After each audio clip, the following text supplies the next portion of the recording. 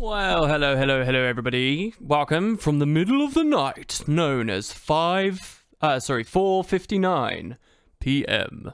Man, the speed at which it must be one of the most boring things I talk about. Oh, the speed that the sun's going down. Anyway, yeah, hi guys, it's dark. It's the evening. I'm pretty heavy-eyed as well. I don't know why. I've not exactly had a very active day. Yeah, we're gonna be chilling. We're gonna be playing a little bit of Path of Fire, and specifically seeing that spirit yesterday. I wanna check out some Renegade stuff. They had those invocation changes. They did all kinds of stuff. So yeah, sit back, relax. We're gonna have a cool stream where I play some stuff that I've got no idea about in Path of Fire and get some extra mastery points and things like that. And maybe a bit of Renegade buildcraft. Obviously, there'll probably be a bit of talk about mounts. Obviously, there'll probably be a bit of talk about lore. We had a very fun video yesterday based on the stream stuff with the current events, secrets, and whatnot. And maybe we'll have some cool information. Also, there were some devs tweeting about lore the other day, and I wanted to talk about it yesterday, so we'll talk about that too. Somebody remind me later, though. And maybe we'll even squeeze a Guild War update in. Oh, look at that. Jam-packed schedule. Anyway, so I'll see you guys very soon. I'm not going to be too long. I'm just going to get some coffee. Maybe a can of some variety of carbonated drink. And yeah. So I'll catch you guys shortly. I'll do it on EU as well. I'll swap to EU. Why not? We've done a lot of NA ones recently. We'll go EU. EU hype.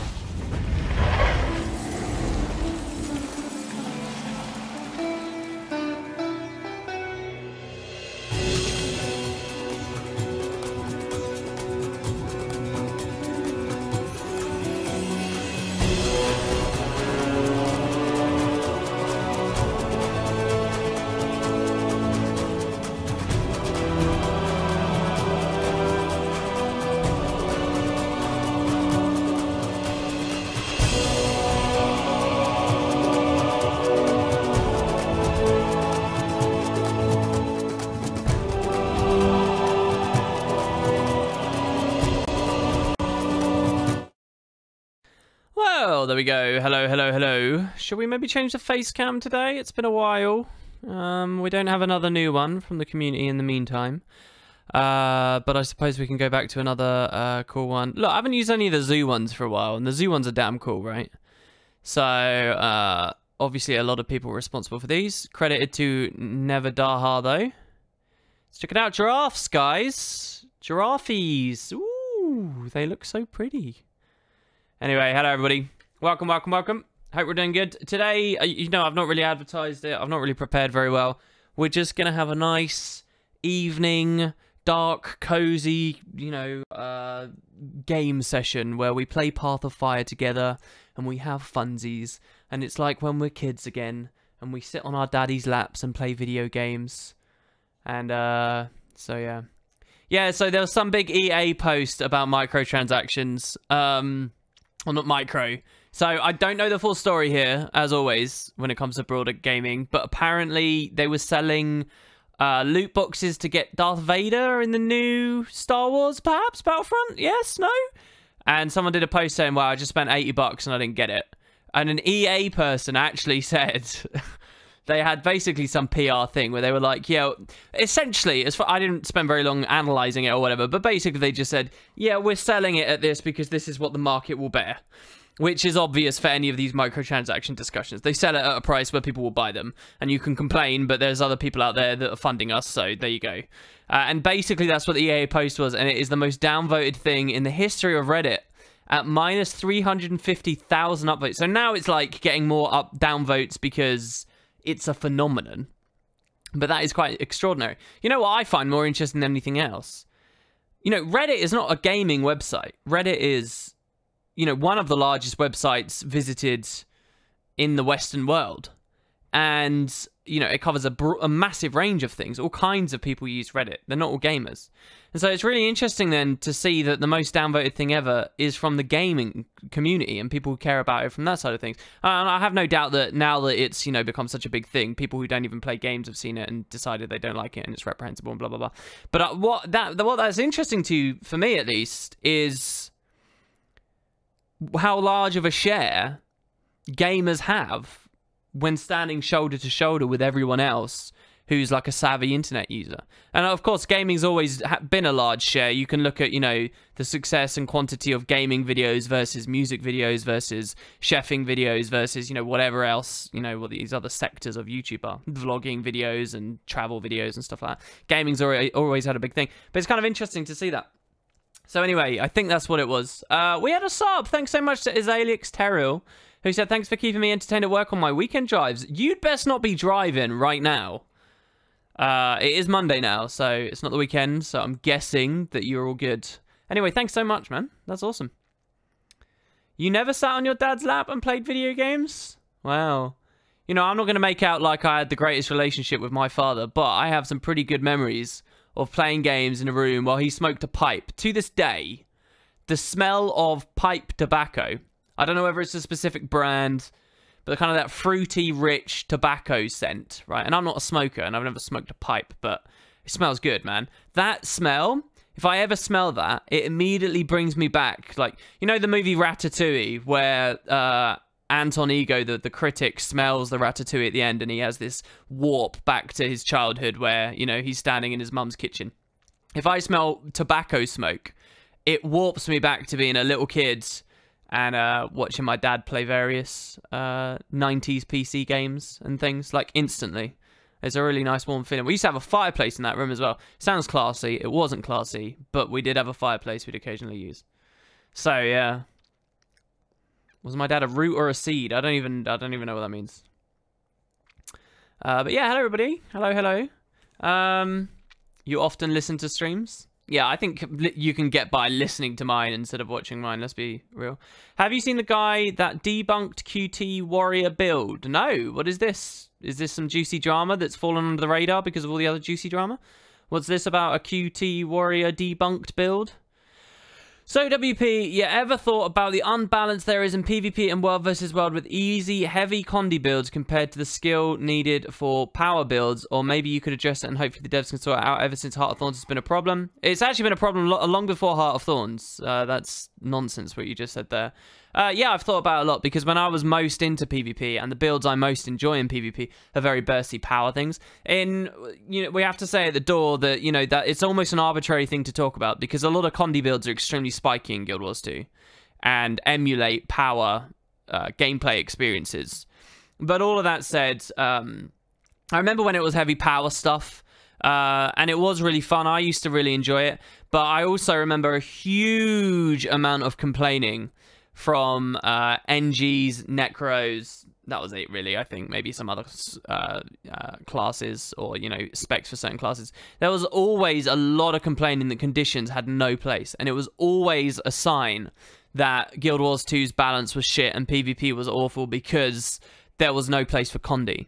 And then I remember when they did the intensity stacking update. I remember specifically an update a little bit earlier than that as well. And I remember Condi swinging massively forward. And then the complaining just swapped. It just swapped to, oh, there's power. Power's too bad. I don't know whether they've ever really straddled the line perfectly. But I'm also cynical that you can straddle the line perfectly. Because I think if you hate Condi, you're going to get overly salty when you die to a Condi build. Just on average. It's similar to when I died to a ranger with a pet. It reinforces my belief that the way pets are handled in Guild Wars 2 is fucking dog crap. There's a lot I think is just fundamentally bad about Condi for what it's worth. But yeah, I've thought about it a lot. I feel like since that time, because I specifically remember a lot of groups used to run like double NG with their nades. This was like just before Spirit Ranger became a really big thing, and it was a lot of it going around. And I don't know whether it's ever reclaimed it, but yeah, I haven't played much World vs. World or PvP for a long time, especially the World vs. World side. I've really not got any intelligent opinions for you. Half a year, FPS Monkey. Holy crap, dudes. That's a T5 sub. You haven't given me a T5 sub for 6 months, have you? Have you really done that? What? And I feel like an arsehole. I know someone's been subbing for T5. Holy crap, dude. 6 months in a row. That is crazy. I love you. Wow. You say yes. Dude, that is very cool. Thank you. I don't deserve that. I'm just going to go out on a limb and say I do not deserve that for a couple of hours on the weekend. But thank you. Thank you, thank you, thank you. That helps me sleep at night. And many of you may have been wondering how, after my gross opinions were made clear this week. Man, I got these slippers today, and they're great and comfy, but my feet get so sweaty in them. It's, like, awful. I keep having to kick them off because I can just feel the sweat congeal between my toes in these tight slippers. Yeah, that's a nice image for you all, isn't it? Good evening. Lovely. The worry thing is just a British warrior trying to debunk. It's nothing related with QT benchmark. It's just a guy that seems drunk and going through QT saying things like cripple is very important. Oh, is it just like a funny video, just like a joke? That's cool. My slippers stink because of all the sweat. All right, you took it a step further. My sweat smells like roses, so it's actually quite pleasant, except for the sensation on my feet. Wear cotton socks to absorb the sweat. Yeah, but there's no better feeling. These are like memory foam, right? And I know that sounds really posh, but they were like really cheap. So you gotta have the bare skin in there, man. He even deleted the video once people started making fun of him. Oh, is that kind of similar to when that guy did the video complaining that Guild Wars 2 tutorials are bad because it didn't tell him how to use WASD? But that was like one of these kind of... I have a rule to not talk shit about anyone, right? And I find myself almost breaking that rule so often. But basically, it's a YouTuber that just does like shock videos like that, where he's like insanely angry about tiny things, and like it lives on the hate to get attention. Do you guys remember that? That was a while ago. Bearskin slippers. Well, I don't think these are necessarily bearskin. Your sweat smells like roses. WP is a Silvari IRL confirmed. Indeed, Irini. All right, okay, I've swapped to EU. So, I know the drafts are great to look at, but let's talk a bit about Renegade. I want to actually play a reasonable Renegade build, and that might actually require unlocking it. I don't know whether I've got any World vs. World currencies that can auto do stuff. I don't know. Hey WP, I'm new to Guild Wars 2, and so far in PvP, I felt like the Ranger class is easiest for me as of now. Would you have any recommended builds? No, I I couldn't recommend a current meta ranger build, and I wouldn't know where it sits on that scale of easy versus, you know, effective. When I was last playing PvP, the gods build to run for easy play, but easy climbing as well, and was reasonably effective, was Dragon Hunter. Dragon Hunter, but that was like Season 5, was the big flavor of the month. Anyone could play it and do really, really, really well. It wasn't amazing during that period of time. It wasn't amazing for like constructed 5v5, and we didn't see anyone running that in tournaments. But for actually, you know, solo queuing and playing on your own and playing when you're bad, it was incredibly powerful.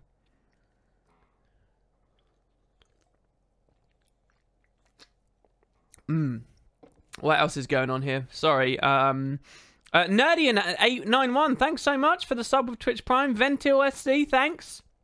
We're recovering some of these subs that we lost after the Path of Fire hype died down. What else we got? Urandil Yajana earlier, resub hype. Keep up the good work. I hope to. Thank you very much. And hopefully people like these kinds of streams where we're just sort of chill and relaxing.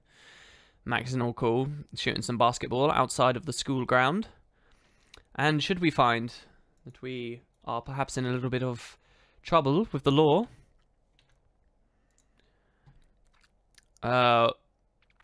scrolling. No, Vader is not from loot boxes. He is unlockable through regular gameplay, but apparently it requires about 40 hours of grinding to get him.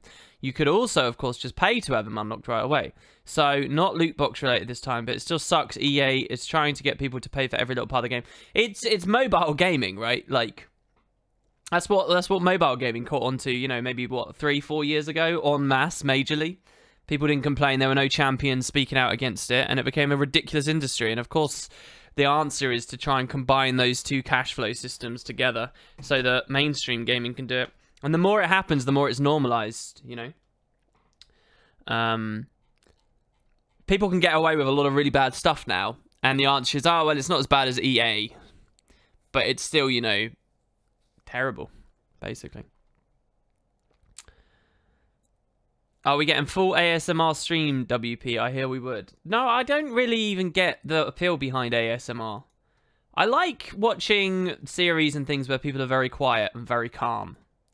And maybe that's just like a nice balance to the persona I give off. But, yeah. Alright, let's go game. Script. Oh, wait, hold on. Let me just check some stuffs here. Alright, yeah, that's fine. Gameplay. Let me make sure I can actually see chat with you guys, because I want to talk about fun stuffsies. Oh, gods. So, I was messing about with my monitors today, and I was trying to find a way. You know, I've got multiple monitors, and they're side by side.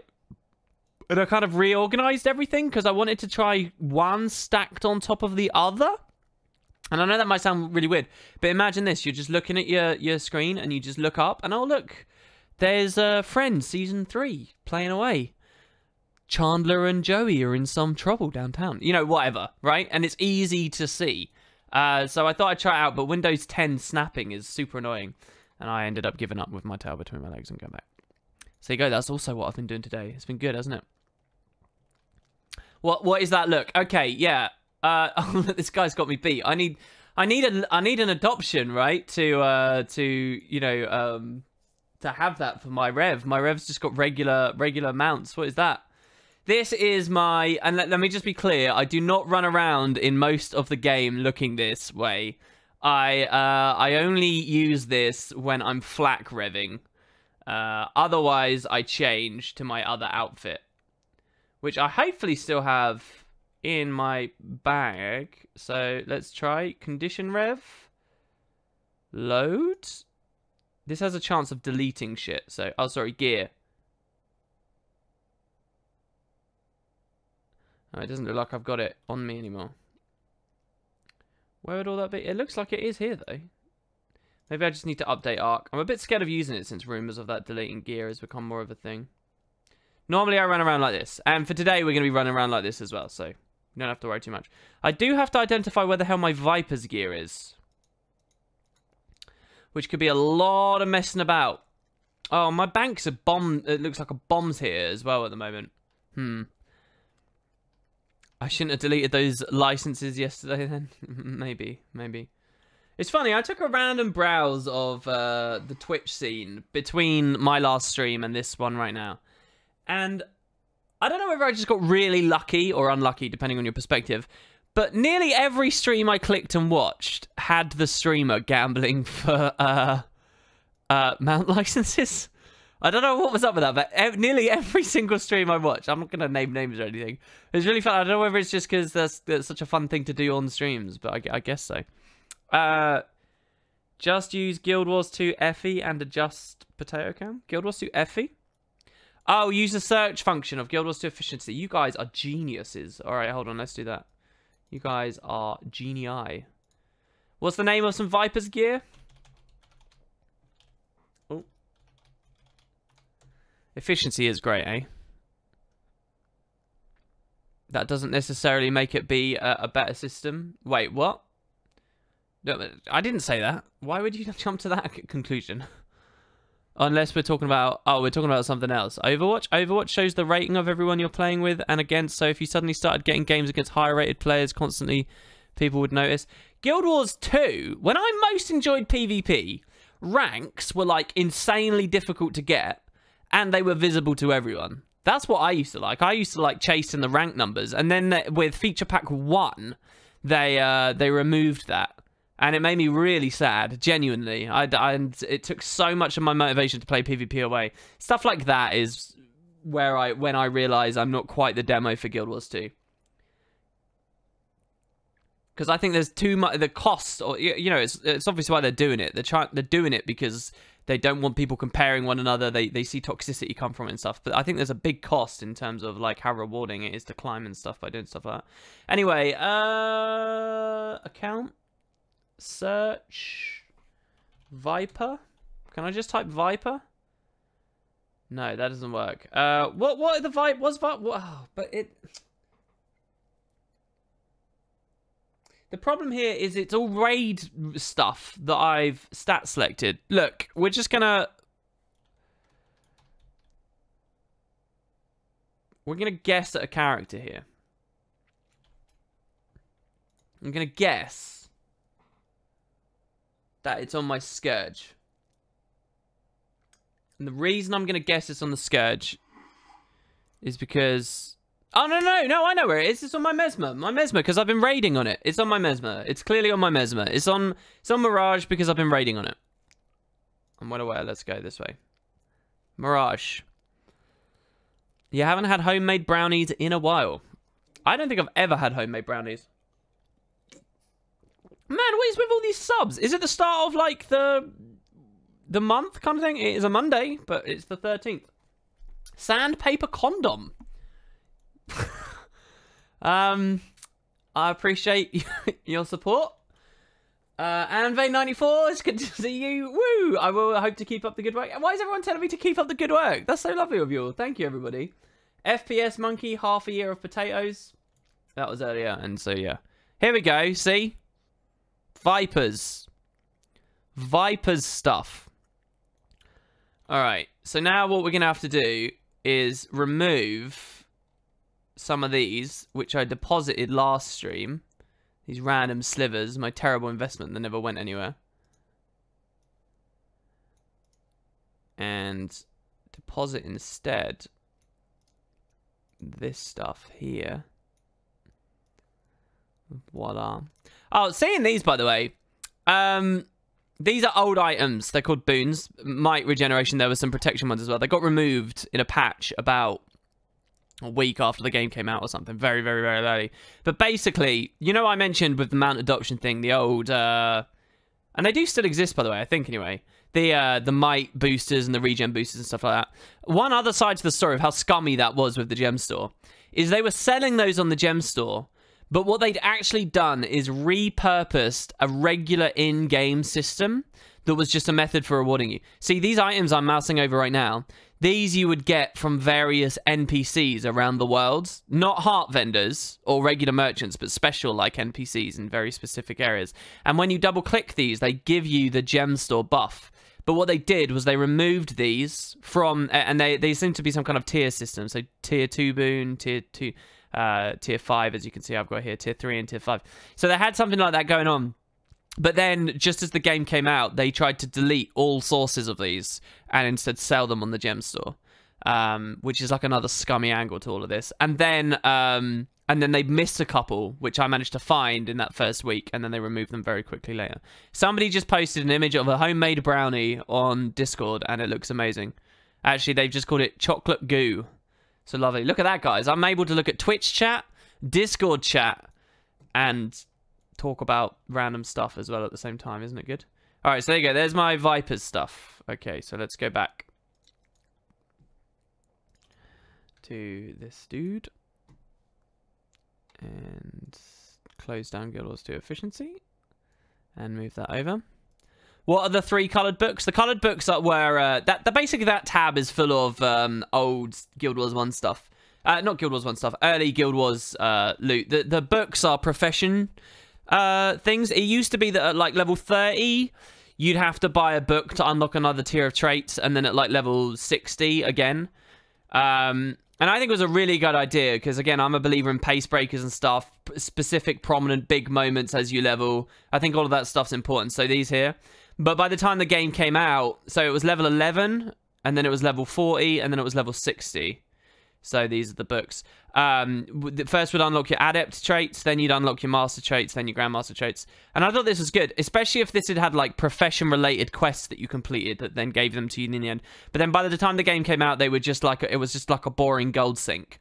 And then again, Feature Pack 1, I think it was at the same time as the other change I was talking about a second ago. Feature Pack 1, they removed these for good. Down here, these are old crafting things from PvP. I think I have some others kicking about somewhere. I don't know, my bank's become a mess. I've got just random ascended items up here. These ascended items here now. Yeah, it's just a mess. So, got a lot to look at. But yeah. Okay, let's see. So, Vipers. And yeah, we're going to run a Condi Renegades. And then maybe we'll look at a power one if we've got a bit of time later. But I want to run one with Invocation, right? I want to run Carla and I want to run Invocation. I know that much. So what else we got here? Oh yeah, I've got Mace Axe. Oh, Mace Axe, obviously from the old Fashion Wars 2 setup, which I'm still incredibly proud of, by the way. But I guess I should run a short bow. And I think I have the Abaddon short bow. I think I got that in prep. So should we find ourselves? Oh, actually, I've got Chuk and Chumpawat. So I could just pull that off of my Ranger. And we could run that, because that looks good, doesn't it? Because it changes the skill effects and things too. So, Ranger. I have not been on my Ranger for a while. Hey, WP, in the trading post, there are a lot of item... Actually, hold on. Let me check Guild Wars 2 efficiency. Hold on. I might be able to get you guys to see efficiency as well. Hold on. Let me check something here. So if I come to this, because I wanted to set up a screen capture thing, and then I go to efficiency. Can you guys? No, you can't, can you? Fuck. Ah. All right. Well, screw that then. Never mind. Let's go back to the game. Sorry. Never mind. We'll ignore that. I do want to set that up at some point. So anyway, here we go. Chuk and Chumpawat. We got that. All right, good. So we'll go deposit that as well. What am I doing here? Oh, this must have been from the Boots video a while ago. Okay. And I guess we'll go to the Grove. So let's see. Sorry, guys. I'm looking back at chat now. God, this all tabbing is ridiculous. Runes and sigils. Well, the sigils on Chuk and Chumpawat should be fine. I'm not going to min-max it. I'm just, you know. The runes that are already on my guy are pretty much... Oh, they're alright. I guess there are Renegade runes as well, but I'm not going to be spending any crazy amount of money. What money I've got at the moment... I want to spend on more bag slots, because that's kind of my only project in the game right now. I'm not playing much of the game, and I'm doing it quite slowly, but that's like my main project. Did I actually deposit the goddamn... Oh, no, I'm depositing it now. Right. Here. Do I have it equipped? No. Chuka. Yeah, so it's got Geomancy and Earth. That's fine. Geomancy and Earth's fine. I'm happy with Geomancy and Earth. Alright. Sorry, you can't hear the game, can you? Whoopsie. Whoopsie. There you go. Alright, finally. Not that. About pencil stroke comment, you forgot to read it. Oh, sorry. Hey WP, in the trading post are a lot of item buy offers of items that are below the minimum wager. Do you think ArenaNet doesn't clear those out? Oh, and the answer is runes and sigils? Yeah, I don't know. Oh, the back piece looks really good with this setup now. Shit. You know, because there's this back piece from Halloween, which I didn't think would look good with the set. The classic that I was using was branded, yeah. But then also, I got this from the gem store a while back and never used it, but I had it in mind for this outfit. So which one do you guys think's coolest?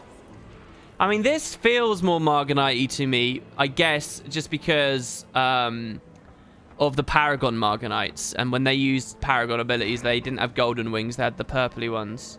But I feel like the wings are used all the time in this game, and I don't know, they're really big, and it's, I don't know. Yeah, everyone's just saying wings. Alright, fine. I'll go wings. Alright, so then... Wait, the question is, what do we want? Do we want to get rid of our Abaddon stuff? Or do we want to get rid of our Tormented stuff? Our Tormented stuff is really expensive. The Abaddon stuff is really cheap. Or was... Well, it might be creeping up by now, actually. I don't know. Watching you casually use transmutation charges hurts me. Dude, I got like 600. It's fine. I'll go with the Abaddon ones. Oh, we didn't withdraw it yet. My god. Yeah, we'll keep the tormented ones. Leave it the way it is. Well, no, because we want to put a short bow on. We're going to play Renegade. We want to play Renegade, alright? Renegade.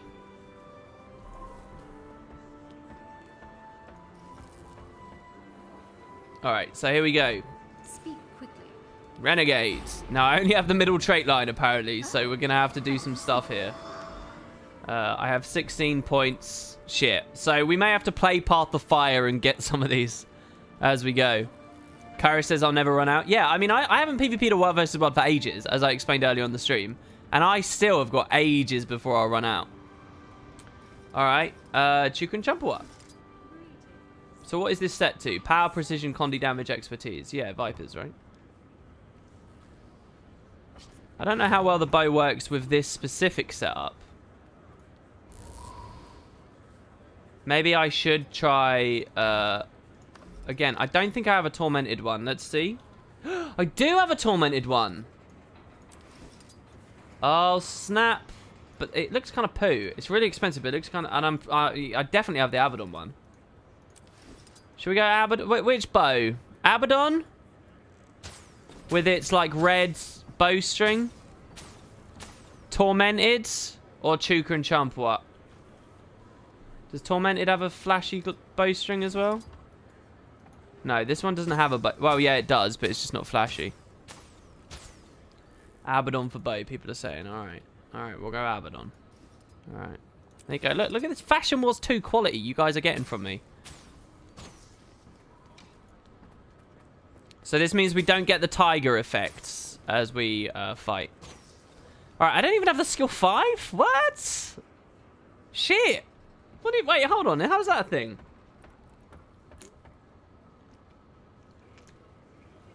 I don't recall the hero wheel unlocking weapon skills. It only unlocks utilities and traits, right? What helm is that? It's the Abaddon cowl. Swap weapons. Oh, there you go. That's interesting. Alright, so I want to run Carla. I want to run Legendary Dwarf. Let's go to the Lily of the Ellen, because Christ almighty, there are enough streams in the boring-ass aerodrome already as it stands, right? Let's go here. It's a bug where if you equip a two-handed weapon for the first time, you only unlock up to 4 skills. Wow.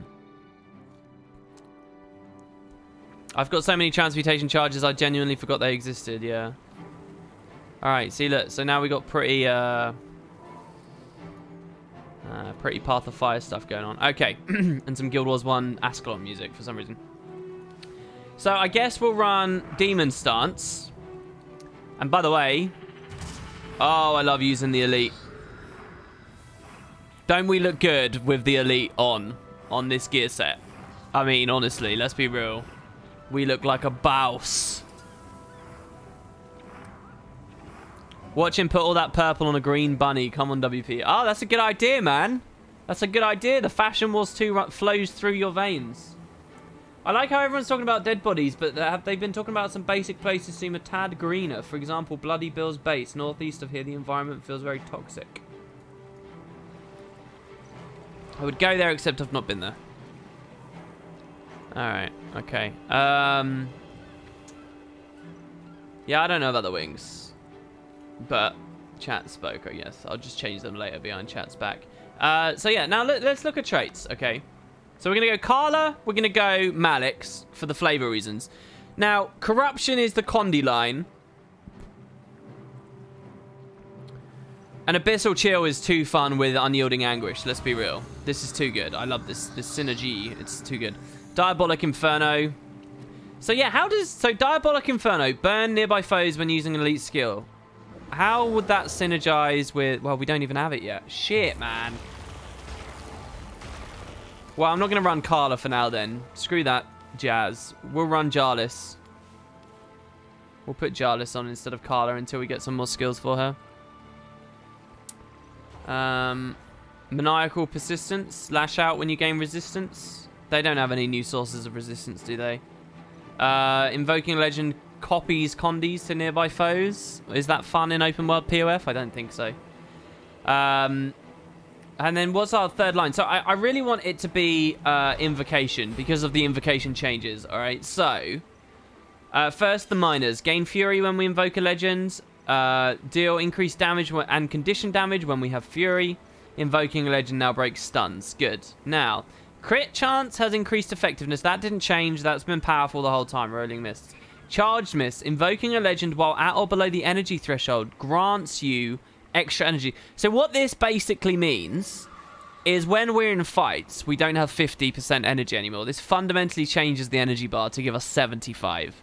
And this I really want to play with. And the other one I really want to play with, Song of the Mist. This is also totally new. Invoking a Legend, cast a skill based on the legend that you invoke. So if we turn to Shiro, we give ourselves quickness and more quickness based on how many enemies we hit. We also stack Vuln on enemies and do damage on enemies. So that's the Call of the Assassin. There's the Call of the Dwarf, which gives us Barrier. So Core Rev has access to Barrier now through Invocation. And a bit of damage. And Weakness as well. Pulsing Weakness around us. That's kind of cool. Not necessarily in PvE. Call of the Demon. So this is what we'd have because we are Malix. So damage and slow. I'm a bit sad at that. Why? Slow? Really? I guess it's like another cover Condi that we didn't have otherwise. But if that had put some chill out, come on. Give me chill so that I can combo it with Abyssal Chill. That would be fun. That's fun buildcraft. But, okay, so slow. I don't know how much I feel about that. Call of the Centaur I used on Flak the other day. So this heals you. Splash heal when you go Ventari. Call of the Dragon. This inflicts burning and chill together. I don't know why they really went with that. But this is an interesting trait because every time they add a new legend, they have to update this with a new call. And then lastly, there's Call of the Renegade. So when we pick up Carla, we hit everyone around us, putting 1 bleed out, and we gain Carla's further for each target as well, 5. So each of them splashes a pulse of damage onto 5 people. I think the strongest one really does look like Shiro, but obviously it's not that strong in organized content where you had the quickness anyway. For open world, that seems really fun. So I want to play with that today as well. Then they also gave us this here, Spirit Boon, which feels very ritualisty. Maybe that actually is a ritualist skill from the first game, I don't know, or a dervish skill or something. Invoking a legend will also grant boons. So this is a bit like Ellie's trait, Elemental Attunement or whatever, where you put boons out on achievement slot. So this is Might on Shiro, Resist on Malix. So Resist on Malix then becomes... So there's a fun synergy there.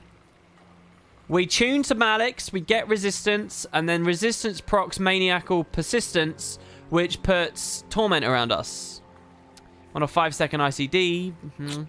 But maybe that's okay. That seems alright, doesn't it? Let's try that synergy. It's new. I don't care about how effective it is. Also, Incense Response looks ridiculously strong.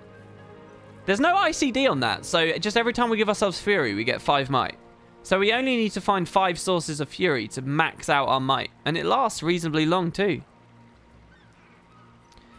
Someone was playing music from something today. Do people run bots? Someone explained they have to because they have to press key. Yeah, there's a bot website for music and the devs, they okayed it. Type Guild Wars 2 music box or something, maybe? Using a heal gives you Fury, and that Fury could then become might if we wanted it to. Or deal increased damage when we have an active upkeep. Is that new as well? Yeah, it is, isn't it? Because then there's the Herald thing. I remember talking about that with boots. That seems really fun as well. So we get 7%. Hold on. Herald upkeep skills grant less damage but can be stacked. So if I was a Herald and I maintain my F2 while also using Vengeful Hammers, do I get 7% plus 2% for a total of 9%? Or do I get just 7% because the Herald ones don't stack? Did anybody check that? That seems really weird. Isn't that the enchantment that gave you energy and health upon summoning spirit? Maybe. I recognize the name. Hey, Utah, welcome to the stream. Okay, and now, as for the only traits we've got on Renegade right now, Fury increases bleeds duration. When we crit, we get Carla's Fervor. Gain Fury when we hit someone low. Short bow pierces and bleeds do more damage. Is that all bleeds? Not just short bow ones. I think it's all, yeah. While at full endurance, increase your chance to critically strike. Gain vigor when you gain Fury. And Carla's Fervor, I inspire, lasts longer and is more potent. Heroic Command grants more might per stack. Alright, this is already more than enough for me to look at. I'm going to be bad at this. So the last job was to equip a mount skin, which I guess I already have. Did I unlock a Springer when someone gave me one before? No, but I do have the spooky one from before, yeah. And then we just go, and then we go dyes.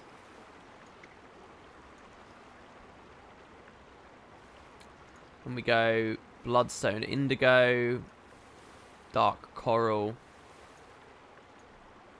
and that. I'm ready to explore the desert, bitches. Oh, yeah. Man, chat proper slowed down there. Sorry, was that a bit boring for you all? Alright, if you guys want to play with me as well, you're more than welcome to. I'm not going to squad up, but you can party on me. The reason I'm not going to squad up is because I want to actually play. And in a squad, it's just going to scale really weirdly and be sort of awful. I'm going to turn the effects volume down.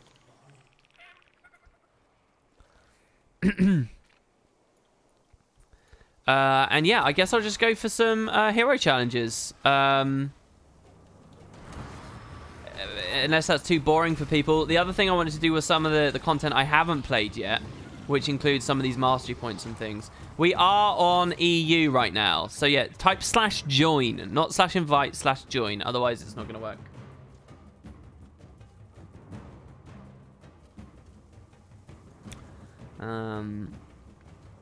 I guess I do have some comfy swiftness. Like so. Or vaguely comfy. I'm also going to turn off dynamic combat music. Because I think it's way over the top in Path of Fire. So I'm going to have to get back into my groove with all this, basically. I'm going to have to get used to weapon swapping. Use some short bow good stuff. You don't have World vs. World currency to buy stuff and not from the Path of Fire maps. I do have the currency, but I also enjoy exploring and getting it, so... Alright, I'm pretty sure I got the currency. I did resort to it. On one of the Boots Bad builds, I did resort to it. All right. But generally speaking, I kind of don't want to. So the 5 was a big knockdown, if I remember. The 2 was that. This was really clunky when I last played it in the betas. That felt pretty good. Now, the skill 3 was the siege, wasn't it? Yeah. That feels alright. Well, we died, so that's fun. I don't know exactly which server I'm on, but I'm on one of them for EU. Oh man, the miss block. Oh, come on, that's such crap. Ugh. I got pulsed. The misses pulsed there between friggin' thingy.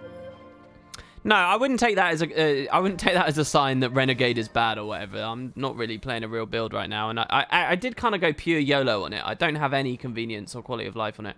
Like, one of the really nice things generally. Yeah, I don't know. Because Shiro is awesome. It's a very aggressive line, but it's really cool for the lifesteal. Like, the lifesteal on Shiro is hot sauce, and it makes stuff so easy to deal with. There I was just kind of getting kicked around by ambience. Veteran Scarab, the new Pocket Raptor. Or I'm just bad. It's one of those guys. It's one of those guys. Yeah, I was changing targets to try and hit the lowest one. It doesn't matter though. The 3 that I used is a cleave. An AoE cleave, sorry. What did WP say in response to Mo's mount post? I talked about it a lot on yesterday's stream, just that I pretty much expected it, and I mostly am. If I'm disappointed by it, what I'm disappointed most by is that they didn't seize an opportunity to turn all of that, like, focus around. But I don't really know whether they had that opportunity anyway. Most people are just zerging around on a big fucking bandwagon to be angry and then disappear. So I don't really know. We talked about it a lot yesterday. So anyway, this is the actual thing I wanted to do. Christ, I thought I was dying there, but I wasn't. It was actually just a shit ton of barrier. So someone was already fighting there, obviously, which was a shame. At least it doesn't have 350,000 downvotes. Yeah, that's certainly a thing, yeah. Here's a thing with a 350,000 downvote thing. What I'm about to say is, like, really ugly. Like, it genuinely is. Oh, did I already have that done? No, I didn't already have it. So what did we just unlock there? Razor Claw's Rage. Ah, there we go. So we got one of the spirits there. I guess I'll still wait before equipping her. I mean, who else? Type a 1 or 2 in chat. 1 if you are, 2 if you're not. Are you cynical that that's going to change anything? 3, the most downvotes in all of history. Everyone is kind of smugly sitting there saying, yeah, we were right. Look, it's the most in history. We're going to change something. Our activism, our right, and it's going to change the world. We're going to bust EA's balls, and we're going to give them all this bad press.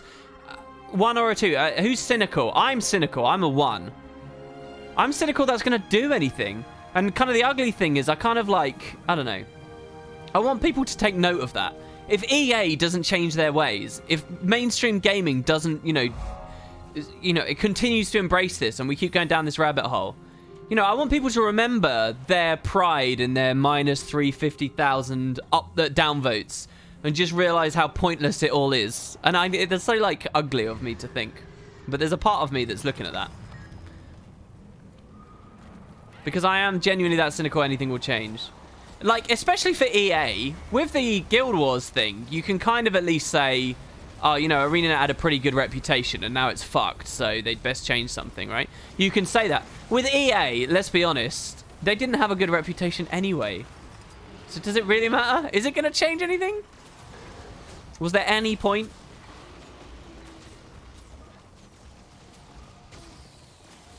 Again, like, this is kind of a big thing for me, why I sort of don't get on with the outrage. Because to me, it's not about talk. It's about action, and it's about where the money is. And industry is where money says it is, not where your comment says it is, or your downvote says it is. And that's kind of my approach to it, sadly. Which is an excuse to be a lazy fuck and just watch The state of everything deteriorate before my eyes. But there you go. I don't believe I have power. What's the drama about EA? Oh, just they I mean, it's funny as well. I don't even know why they made a post, but they made a post talking about why they were selling stuff so expensive. And that's a terrible description I just gave you there, but there you have it. And everybody bagged on them big time. Deservedly so. Again, like, don't misconstrue me. This is why I get a bit sad when you said all streamers buying mounts on stream. Yeah, I guess to an extent. I mean, and you should be sad at other things. You shouldn't be just sad at streamers doing it. You should be sad at, you know, if you're going to be sad as well, it's just streamers do what their audiences want them to do, right? To an extent. And so it's fun to watch stuff like that on stream. We all know it's fun. We all know it's cool. The next raid brought to you by Pepsi. Product placement in our raids. That's great. Guild Wars 2 has a slight bit of grace they've earned to redeem themselves possibly. EA only has an existing belief, so it's not really jarring and probably won't cause any change. Yeah, basically EA is above your hate for them. They're profitable and that's all that matters. And people are like, there's kind of this juvenile, very adolescent view to that as well, that it's like EA is evil, like does anyone else, EA is evil. But it's not a question of evil, it's a question of the pursuit of profit and companies, right? There's no one guy with money bag saying, aha, I'm going to do these terrible things. You know, there's a manager who's beholden to the guys above him, and that guy is beholden to the people above him, and, you know, the morality and the ethics of it gets diluted every rung you go up. And ultimately, it comes down to the shareholders. And that's what it is. There is no, there's no, one central conspiratorial evil guy who wears a monocle running around out there. This is the Western world, people. You're living in it. And you're seeing the fruits of it. So, I don't know. It is funny, though. It is kind of funny. Minus 350,000. I wonder if we'll be higher by the end of this stream. Alright, let's go do the one over there at the next area of the salt flats. Let's not forget about the one rule of marketing. Negative coverage is coverage. So I was kind of glad it blowed up because more people checked out Guild Wars 2, I'm sure about. Oh, so I guess you're not a native speaker. What you're saying is any press is good press. Any publicity is good publicity. I don't know whether I believe in that. I saw a really good post about that on Reddit in the Guild Wars community when this came up in the discussion. It hasn't been a facet of the discussion I've talked about at all. But someone posited what you just did, and the response, which I agree with, was, look, that might be true for like these really tacky, tiny investment, you know, shit mobile games or whatever that just get thrown out, or clone games that get thrown out on Steam. For them, yeah, any publicity is publicity, right? Anything that will get your name out there. It doesn't matter how low, because there's a really low bar. It doesn't matter, right? Just get your word out there. But with bigger products, with things in the region that Guild Wars 2 is in, I actually don't know whether that's true. I think good publicity is publicity. The rest of it, I don't know. But again,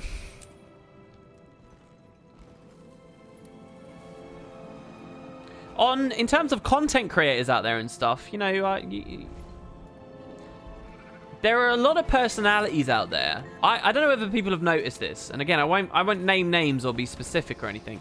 But there are a lot of personalities out there, particularly on the Twitch side of things, who like are very successful and, you know, famous, if you want to use that word or whatever. You know, they're well known, they have big audiences. And a lot of these personalities, they're known because they were real arseholes, because they were real trolls, really toxic, horrible, loathsome members of their communities. For years, they do, like, terrible stuff. Get themselves banned, perhaps multiple times from the game. There's lots of people out there. But then, like, one day, they announce to their community they're turning over a new leaf. And, like, just because they've said that and they do that and they rein it in a little bit, all of a sudden, these people have, like, massive audiences and huge amounts of respect. And, like, basically, they use this kind of scummy starting point as a leapfrog. And then when they just act like a normal human being, all of a sudden everybody is like, oh yeah, they've turned it around, they're really nice, and that, you know, they think that there's some respect there. Then really not special in any way, they're just acting normal. But because acting normal is such a deviation from where they started, they're now notable personalities. They become very successful and they get cult followings and stuff. And again, it doesn't take too far in various areas, especially on Twitch. You see a lot of people like that. And so to go back to this is obviously not about video gaming necessarily, but to go back to this, any publicity is good publicity. From that perspective, it's kind of true. You can be like a complete wanker that deserves nothing, and the fact you get a following is more of like a joke at your expense just because of how like egregious you are and how offensive you are and how blah blah blah you are. And you're kind of like a, you know, you're a catchment piece for like quite questionable types. And then you can very easily seem to just turn it around and announce to everyone, oh no, I'm a nice person now. And they'll believe it very quickly. And then you're afforded like massive amounts of respect, and probably undeservedly so. Which you then use to just become, continue fostering your community or whatever. The way I'm talking about this is very cynical and very loaded. I understand that, but it's just an example, I think, of a very real place where bad publicity is good publicity. But I guess the point there, to combine that with the mobile gaming thing and the tacky games and stuff, I guess that what is true is any publicity is good publicity when you're starting out, when you have nothing to lose. Do whatever you can to get on the radar. And then it's actually quite easy to convince people you've turned over a new leaf. And I think that you see that a lot. And I think that's a tried and tested, proven fucking thing. A long time ago, again, I don't want to call specific people out. Here's a kind of a more like grey thing that I can call out. A channel I love and adore and I've watched a lot of. Not so much more recently, but there's a very big YouTube channel out there called Vsauce. I don't know if you guys know it. But I remember years ago now, it's striking me, if you dug far enough back on their channel, one of their earliest productions, they were all like sexy lady clickbait thumbnail things with just women in, lingerie and stuff to get early bait views in. And I remember very distinctly seeing that early on in their channel. They built, they got the snowball rolling with that terrible, trashy content, and then they turned it around to what is actually, a very intellectual, very educational, exciting, interesting channel that's got massive amounts of respect for it. But its roots were, it played the game just like many people do. Any publicity is good publicity. Just pander to all the little 14-year-old boys there that want to click on women in lingerie, right? And I think that happens a lot, probably a lot more than most people realize. And I see that from my end as a YouTuber or whatever. I bet that that's been happening a lot the past 50 to 100 years, if perhaps even longer, with other forms of media, TV, or different companies getting their platforms out there. Sorry, am I getting a bit too boring? I'm trying to get this challenge, and I've just remembered it's actually in the mine, isn't it? So now that we're up here, I may as well try and get into the mine via the chasm, which is here. And what we got to do is kill a djinn. The djinn also has daily riddles, which I'm kind of excited to try out. So we'll see here. Man, this area was definitely one of the best parts of PoF for me. We need tato cams and lingerie? Certainly.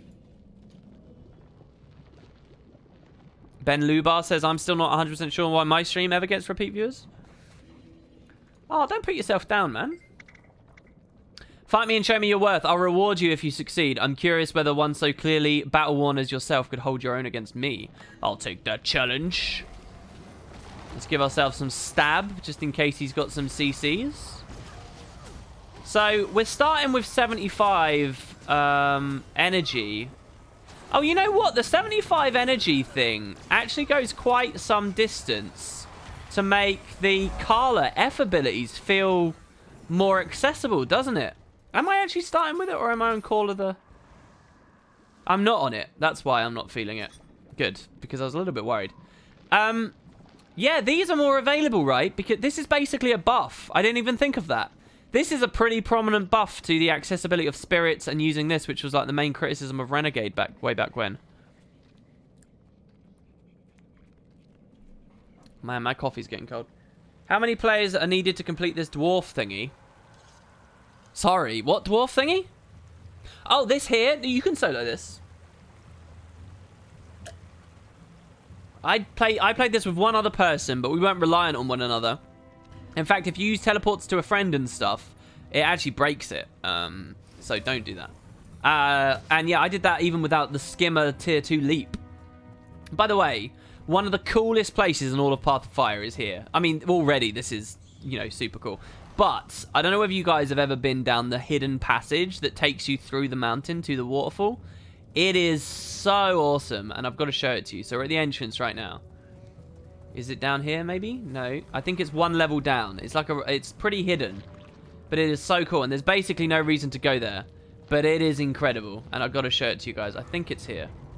Is this it? Nope, that's one of the main routes. Nope, it's not here either. I mean, this place is so labyrinthine, and I love it for that reason. Maybe it was over here. Yeah, seriously, this feels weird, right? But I'm pretty sure... Oh, no, maybe I got it wrong. I thought there was a pathway there. Well, speaking of Springer, let's see if we can get out now. That guy's going with the Griffin. We expertly handled that. That's pretty good. This is such a, like, loud and gaudy and garish looking friggin' Mount Dai setup I've got going on here. Was it down here, maybe? No, I think this is the gargoyle room, isn't it? Oh, no, maybe this is it. Yeah, I think this is it. So look at how hidden that was, right? And we can come along here. Remember, we're moving on a mount, so we're moving really fast right now. Look how far along we come. Look how cool this tunnel is. Oh, that's pretty hype. Oh, they should have done a Griffin race that took you through here. Oh, can you imagine that if they'd done that? Oh, that would have... Jesus, that would have been so good. Oh, Arena Net. Do one where you go, like, you sail in through the ceiling. And then you come through this. Oh, that would have been awesome. Jeez. I kind of want to fight as well. This is about playing Renegade. So how strong is this for? I'm not quite sure I... Oh, they're already dead before I get to use that. I only started at 50 again. Charge missed. Invoking a legend whilst at or below the energy threshold. Ah, so it only procs when I'm out of energy, essentially. Huh. So I have to exhaust my energy. Wow, so there's like a lot more energy play there then, actually. I need to be absolutely confident that I've wasted it all. Oh, sorry, utilized it all. Interesting. And that's kind of tough when I keep breaking in and out of combat. So here, if I swap. There you go. We started at 75 that time. And let's siege him. That felt cool. They completely devalued this place because you can sell the dwarven skins on the TP and they're just worth a few gold. Oh, really? So there's no reason to actually come here. This is really awesome, right? It's not so much the lookout into the waterfall that I enjoy. It's the tunnel that I enjoy. So anyway, we got that hero challenge there. That's nice. I suppose we can actually just fly out, right? Were there any hero challenges down here? You know, I really don't recall. Were there any up? That's the other question. Doesn't look like it, no. There was an achievement for us to find something here as well, wasn't there? Oh my god, I crashed! Wow. That's the first time that's happened. We crashed out, guys. A serious error has occurred that prevents the program from continuing to run. You can help us prevent this error from occurring in the future by reporting it to ArenaNet. Please press the send button to report this error. Your assistance in tracking this error is greatly appreciated. Rest assured that your email address will not be used for any purpose other than in relation to this error report. Do you know what? In all these years, this is the exact same error, as far as I remember, that the Guild Wars 1 throws up as well, if it ever hard crashes. And in all these years, I don't think I've ever actually sent them a report.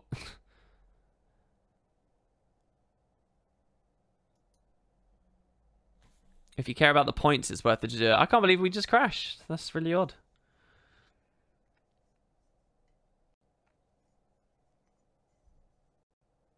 They played off the main storyline in raids mostly. Yeah, so if you guys are talking about the Doom thing, I was very careful in my video yesterday not to say, oh, this is a hint at a raid, because I don't think that actually matters. In Guild Wars Heart of Thorns, I don't know why I phrased it that way. In Heart of Thorns, the first raid stuff became main story. So even if it is a raid thing, just because the subject material is hovering in the same area of endgame, it could become a thing.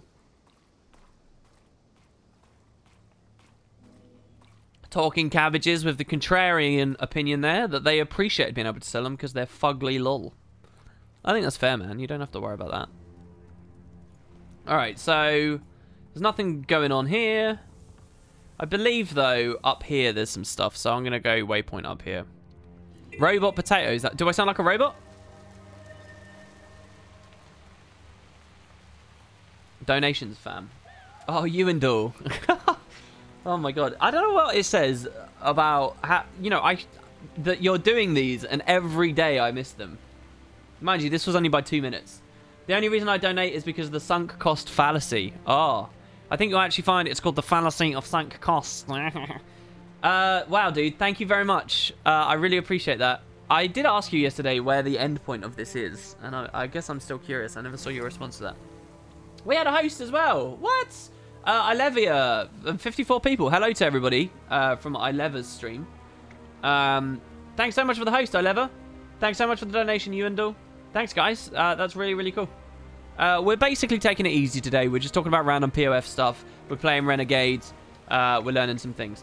So spar with me. I need to keep my skills sharp so I can keep cutting down branded. I will die before anyone else takes him. Again, thank you very much, Ewendall. I feel like every day I don't give you enough applause.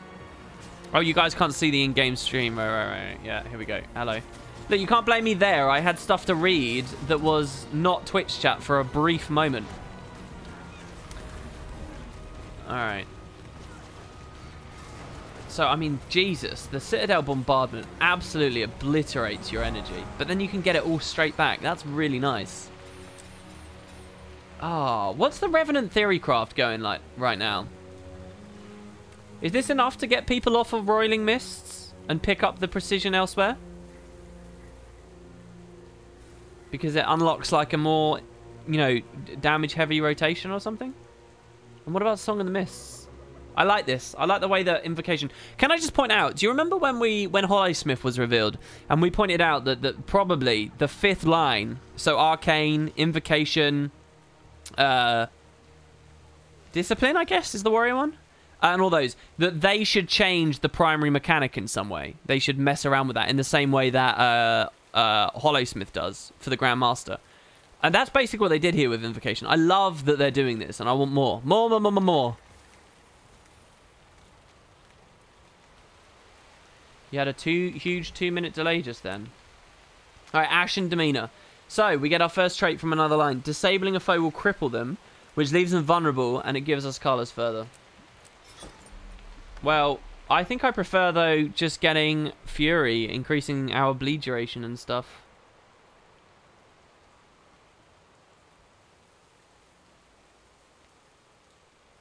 Oh, someone's die scheme. This Doge die scheme, apparently. That's what people like. Oh, maybe this one?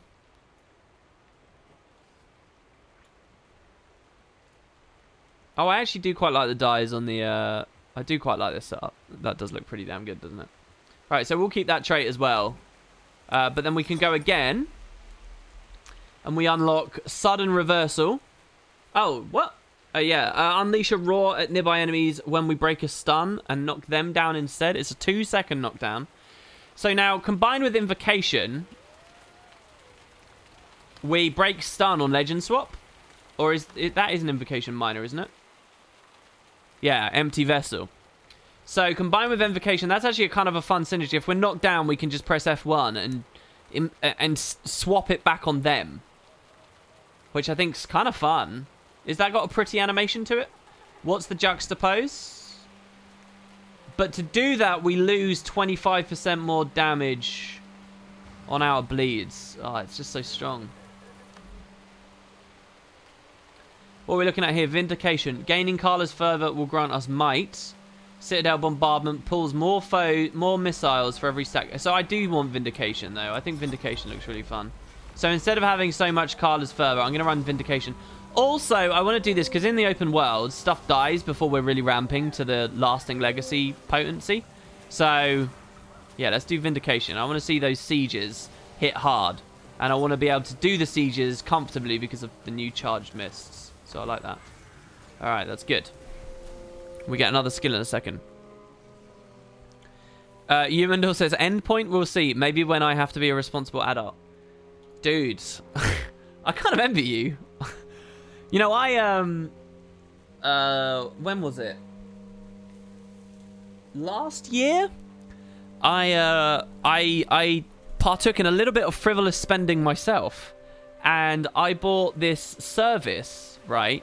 Where for a year, these guys just ship a box to your house. And it has like random items in it. And I'm not talking about regular, like, loot crates or whatever, you know, that you see YouTubers endorse all the time. I'm not talking about that. It was specifically one for pets, for dogs. And I don't have a dog, but I did it for my brother's dog, right? And so then they send pictures each month. And it's, like, such a silly thing. And you don't really get value for money. But that excitement of not knowing what's coming each time. And the dog shits itself. The dog recognizes what the box is like each month now. So, like, gets really excited. It's pretty fun. Doing stuff like that's kind of cool. As silly as it is, I kind of know what you mean. Celestial Orange Jackal looks awesome. I'll take your word for it. But that was last year. I don't actually do that anymore. Crap! I was pressing the button to charge up, and it didn't quite work.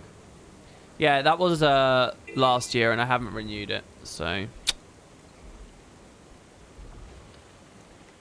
Loot boxes for dogs. World is about to end. Yeah, but dogs are stupid, so they don't know that, you know, they're being taken for suckers. So it's okay. Come on. Oh, there should be more jumps like that in PoF. I want, like, really down to the wire, tight jumps. Do that in Living World ArenaNet. Oh, yeah, I had those tweets I wanted to talk about. Yeah, let's talk about Laura just for a second. Hold on. Come on, man. What is this? Get me up there, or... There we go. Thanks so much for the subs, guys. Seriously. Lyriang, it's nice to see you. Welcome to the Spud Club. Someone's got an eye for fine potatoes.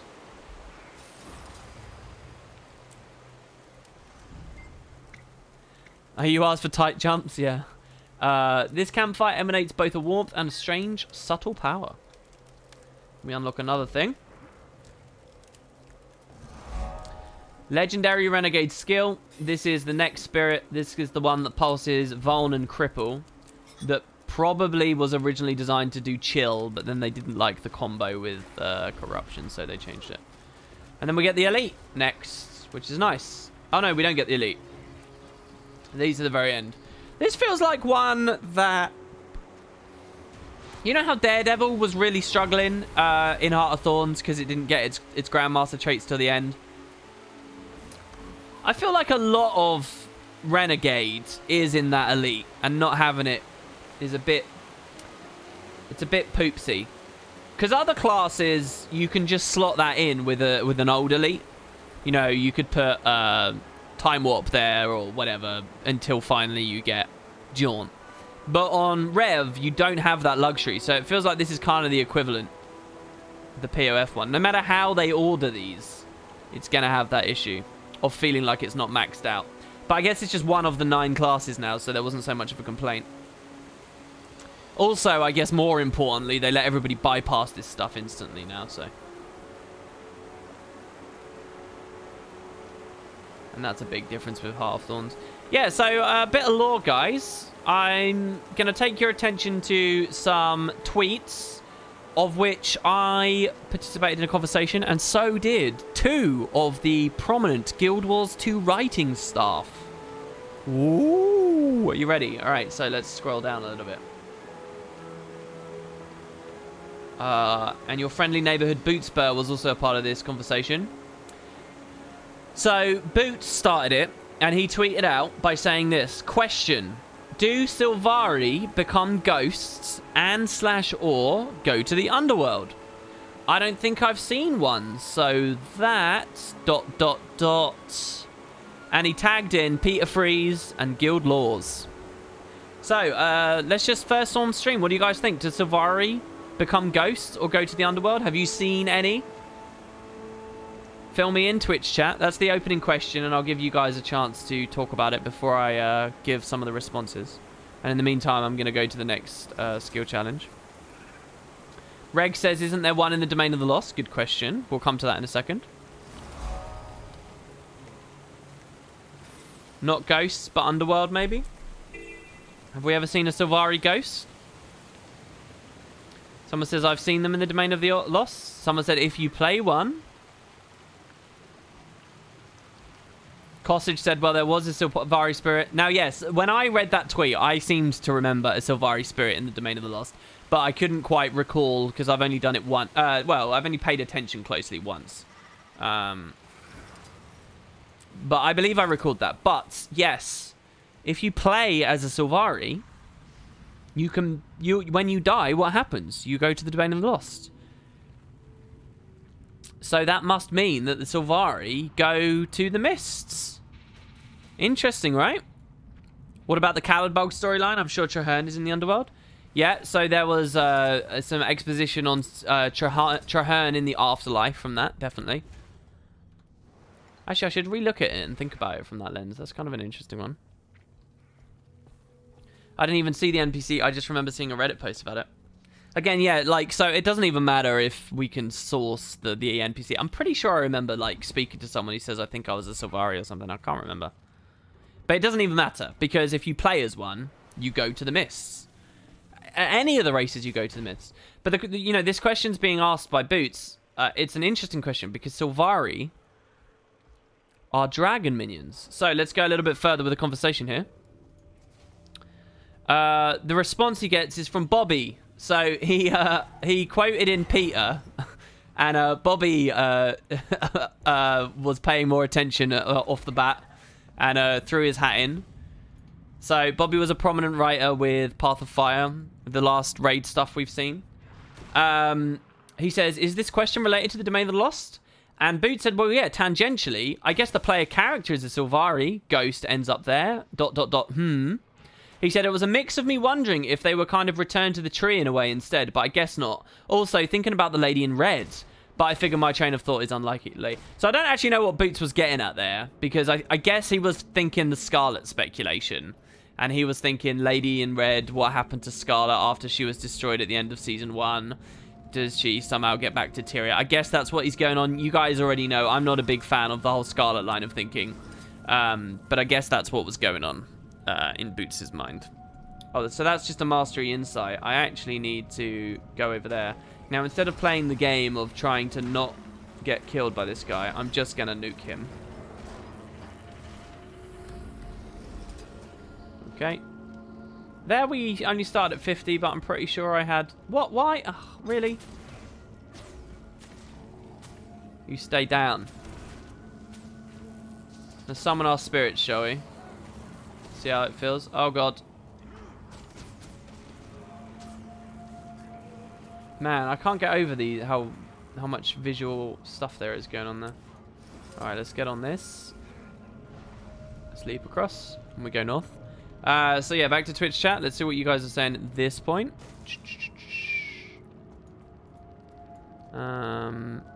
Scroll over.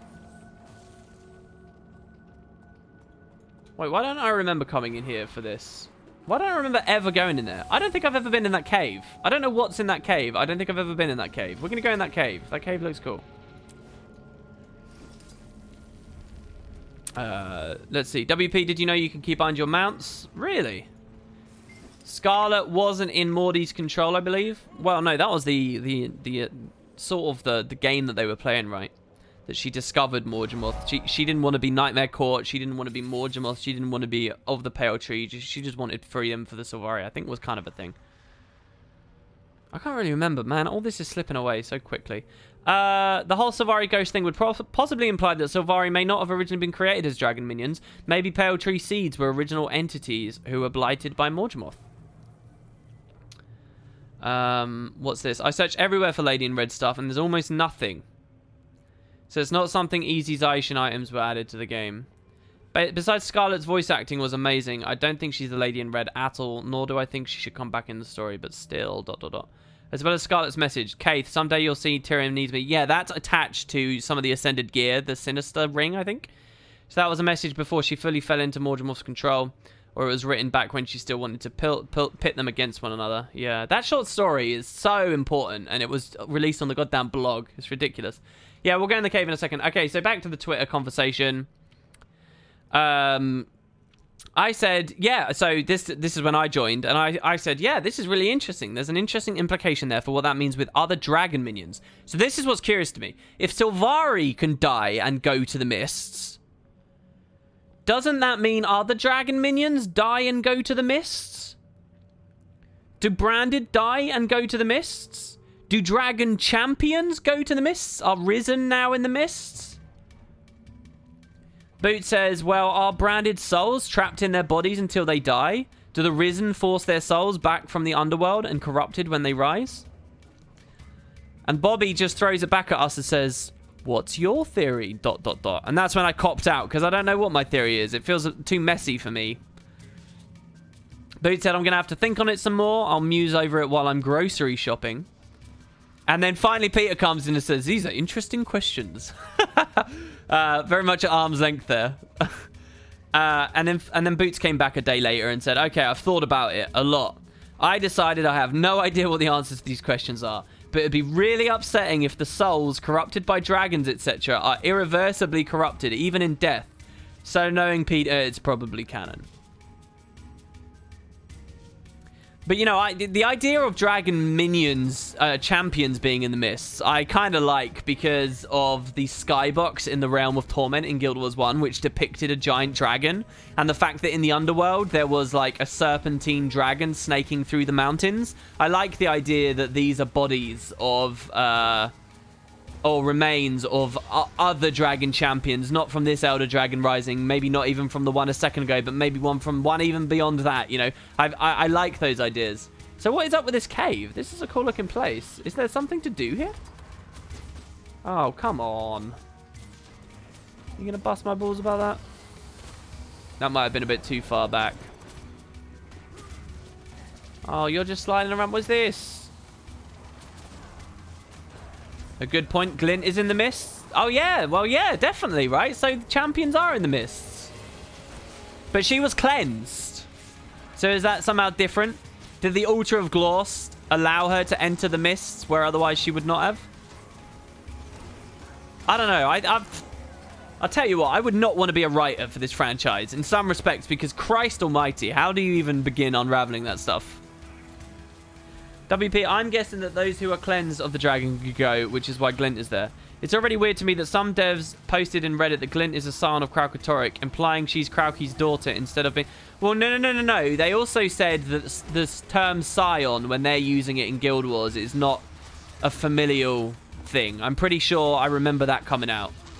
Perhaps that was the big post-Path of Fire AMA. I'm pretty sure I remember them saying that when they talk about scions, they're not talking about it from like a genetic perspective. They basically did say it's more of a metaphorical thing as a title. Yeah, well, it would be cool if you can find the quote Costage. Quaggan go to the mist. Drubert did, but we didn't see any ogres, Skrit, etc. Well, just because we don't see them doesn't mean that... I think the idea is all races go to the mist. I mean, if you look at that core description of the mist from way back when, the mists come first. We as players and entities that live on Tyria, our perspective is that the mists are like an after or whatever. But everything comes from the mists. They create everything. It begins with the mist and everything comes forward. So the idea that there'd be something on Tyria that is incapable of then returning to the mists upon its death, it's all a part of that system. The mists are Tyria. Everything comes from them. So I don't know whether it's really right to say anything on Tyria cannot go to the mists. Have we ever heard of anything that cannot go to the mists? Should there be facets, variations, versions of even Elder Dragons themselves within the mists? Which is why it's kind of weird when you then see the orb interpretations of the Eternal Alchemy and stuff that instead have like Tyria as some big point in the middle of all these other orbs. I don't know. You think the Guild Wars writers have a hard time writing lore for a confusing world? Imagine Tarn Adams trying to write a computer program that generates a coherent mythology for a fictional world. What is this? I feel very out of the loop on that. What's that? That sounds really cool. That's a weird cave. I don't know why it's there.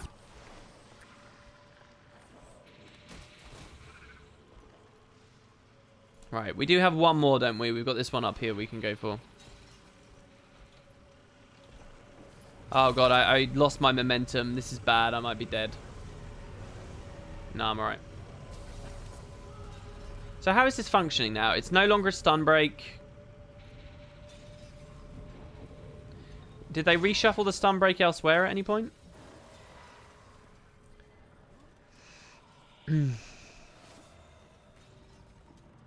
Imagine writing for ES.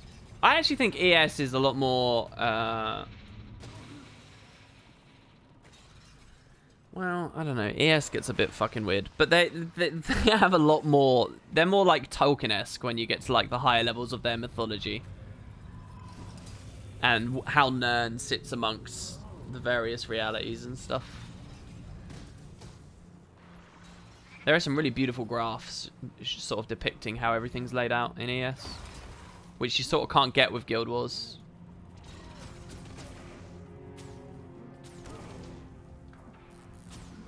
Oh my god, I'm cancel casting all my stuff. Am I cancel casting all my stuff? I don't actually know. Let's give ourselves a bit of alacrity. Got interrupted when using our big siege. I'm not sure I've been paying enough attention to know how much I'm enjoying this. Yeah, I mean, the scope of Elder Scrolls is so large that there are going to be messy parts.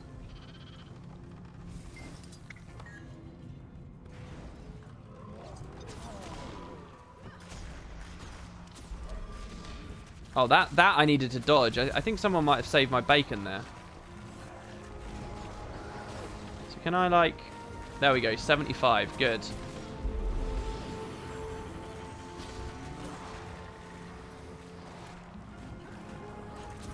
And then we... Man, if I hadn't been getting CC'd, that would have been really nice. Because just as I would have dropped to 0, Renegade would have come up. And I would have got the extra Unyielding Anguish in there, maybe. Or some other stuff. Tarn Adams was the developer for Dwarf Fortress. However, writing a coherent backstory for a world like Dwarf Fortress is much easier than writing a continual story of plot development. Generating a history like Dwarf Fortress is hard, but a different challenge than writing a story. Yeah, that's a cool... I actually, from my time when I was enthusiastic about world building, I saw a lot of people like stuff like Dwarf Fortress and quite a lot of RTS and grand strategy games as well, actually. You can just pull inspiration from for your own stories. You can literally just play a game of Dwarf Fortress and repackage or reinterpret whatever the narrative of that game was. And, you know, that's your backstory. That's the history for all your generic fantasy cities and stuff. You can just play Dwarf Fortress, and it sorts it all out for you. It's kind of a really fun way of doing world building. Again, what I was most interested in was world building for the uncreative. And tools and things like that are really cool for that. You know, I find that a lot when I'm playing Stellaris too. When I find myself in a really interesting conflict where I'm, like, seeking a new ally or a new front is developing on a certain war. You can just, like, pause the game and imagine what it would be like for a, you know, a soldier in this conflict. And if you were to, you could just set a fantasy campaign in the middle of this, right? And you've got a full-fledged out backstory of how these, you know, what this dispute is over and all kinds of things. You know, it sets it all up. It's nice. So if the mists surround Tyria and when you die you go to the mist, does that mean when you die you go to space? Also interesting implications, I think. Yeah, and it's interesting the parallels to real world physics and stuff too, right? Like that whole thing of, oh, we're all made of stardust, guys. And eventually we'll all be dead, we'll return to the Earth. We'll be, you know, and eventually the Earth will be swallowed up by the sun will go supernova, and the materials will be shot out into space, only to reform in another planet altogether, you know, and we'll be born again kind of thing. Sort of a very similar thing going on.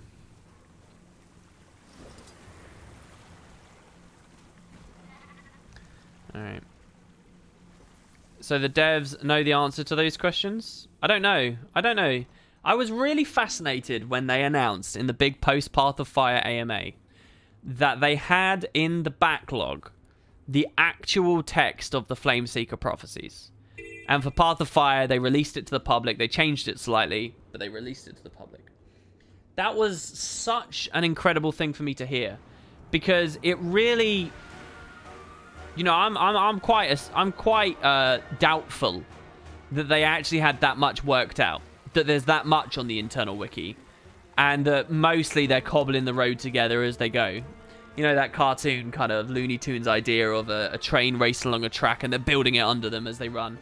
You know, that's very much the impression for years I've had that Guild Wars 2 is developed by. And it affords them certain luxuries to change the direction of the rail at the last moment. Like maybe we saw at the end of Living World Season 4 where they decided not to kill Marjorie and things like that maybe. But, you know, generally speaking, not for a moment-to-moment story beat, nor from a large world-building, large laws perspective. For neither of these things did I really believe they had it all worked out. And, you know, I believe that a lot of stuff was thrown in on prophecies without later intent, that sometimes they'll go back and draw on and retroactively make connections, but it's all very much on the fly. That's my impression that most storytelling is done. And so it was really wonderful to read on that AMA that actually, you know, there might be a lot more going on. They might have very real ideas as to what's going on in the Wizard's Tower and with Isgaren. There might be real, substantive, broad stories written out there. And they might just be outlines, but, you know, lots of tangible details there that they just never get to telling or whatever. But it is there. That there is some cohesive, broad picture out there. That they do have the nature of magic and the mists and the elder dragons and all that kind of stuff, especially topics like that, tangibly figured out. I think that stuff's super important. And so, yeah, it was nice to hear about that with the Flameseeker prophecies. There's a little bit of confidence, a little nugget in there for me to think, yeah, maybe it's not all so bad. My prediction is that all the Underworld is going to be new raid content. That'd be cool.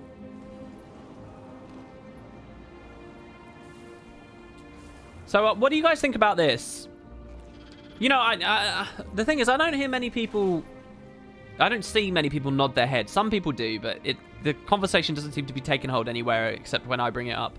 But I am a big believer that Guild Wars... To truly bring back the Underworld or Fissure of Woe in Guild Wars 2, I think it's bait to do it in a raid.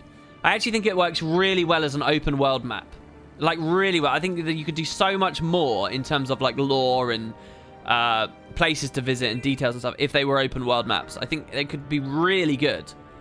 And then like just a certain area of that is then chunked off as a raid or whatever. So in that spirit, what do you guys think about this? The raid is Underworld and the next map is the Fissure of Woe. What do you guys think about that? Maybe they do that? So, Anodic Shadow said if it's a raid, non-raiders would be pissed. I'm very tired of people saying this stuff. I'm so tired of people saying, oh, they can't do this because it was piss off X or it would piss off Y. And to an extent, I think obviously that's something to be mindful of. But here's another thing. I think people overly anticipate outrage. And they're too timid to do things. Especially on this, right? So, like, would there be that much rage? Oh, Guild Wars 1 had the Underworld and it was Endgame and... Like, let's be genuinely serious about this. Guild Wars 1, Underworld, in its heyday, you needed Favor of the Mists, which could have been reliant on random PvPers in a game type you might not play. You had to spend gold to get in. There was no way to resurrect once you were inside. That system, that is about 1 billion times more exclusive and, like, you know, elitist and so on, right, than what they'll do in Guild Wars 2. So if you are a Guild Wars 2 player that is nostalgic about Underworld content, how dare you be upset if they put in a raid, basically is what I'm getting at. Because your memory... Because it was hard to get to in the first game anyway. It was elite end game in the first game anyway. So what? Who is this magical, mysterious person out there who is upset that they can't go to the Underworld in Guild Wars 2 because it's in a raid? Because they're nostalgic about it from the first game when it was exactly in that space for content anyway. Do you get what I mean? Like, are we not... Is that not a foolish thing to suggest? Are many people going to be really that mad? Because I don't know how much of that cross-section exists. Now, you cannot make the argument that, yeah, these people were, you know, they had lots of free time and they remember the Underworlds because they were teenagers at the time, and now they've got, you know, they've got a baby hanging off each tit and they don't have any time left, right? They got households to run and stuff, so how dare you put in a raid? I don't have the time for this anymore.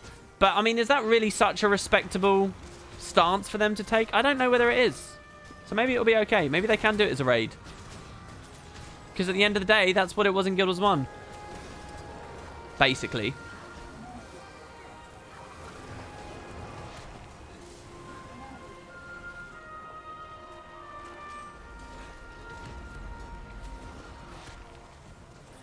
In Guild Wars 2, get a world favor would be easy for EU because EU have much more ESL or even legendary division players. Yeah, I mean, can you imagine that? Can you imagine if... oh my god. There would be so much rage. Like, genuinely imagine this. I really want you all to just stop for a second. Just actually stop and imagine that they're going to add the Underworld.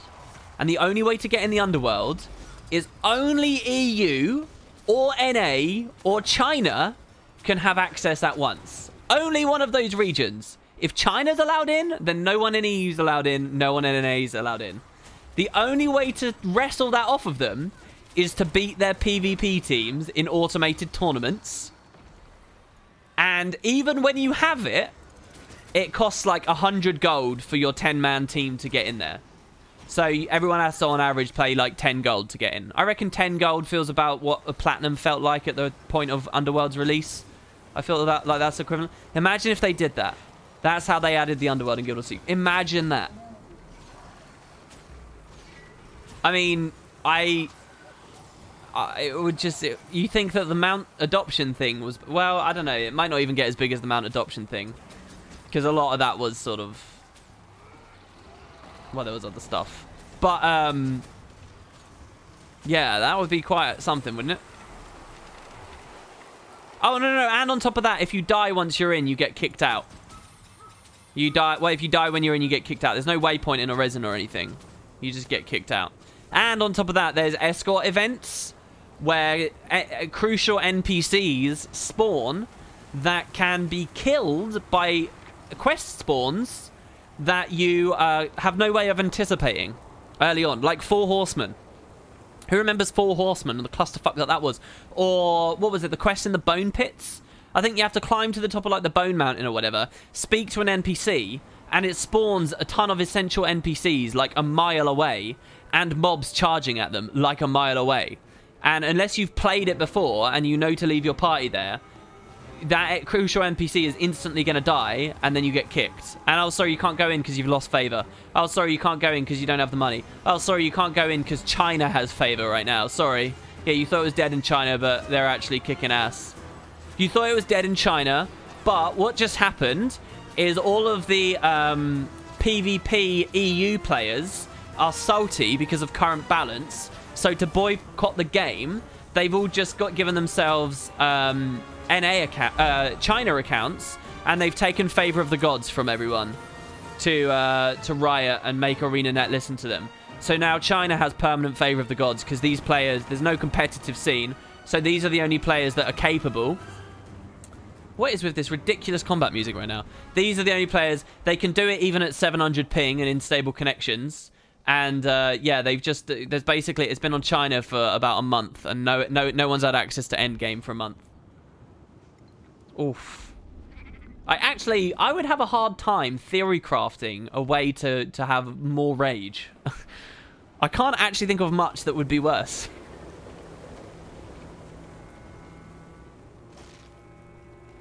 A shot straight up of just deleting everyone's characters and character slots and telling them to buy them back on the gem store or something.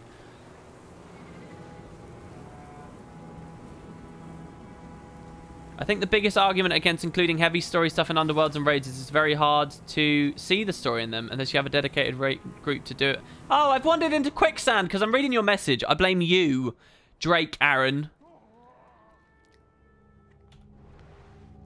Yeah, there's the story argument, and I think that would obviously come up.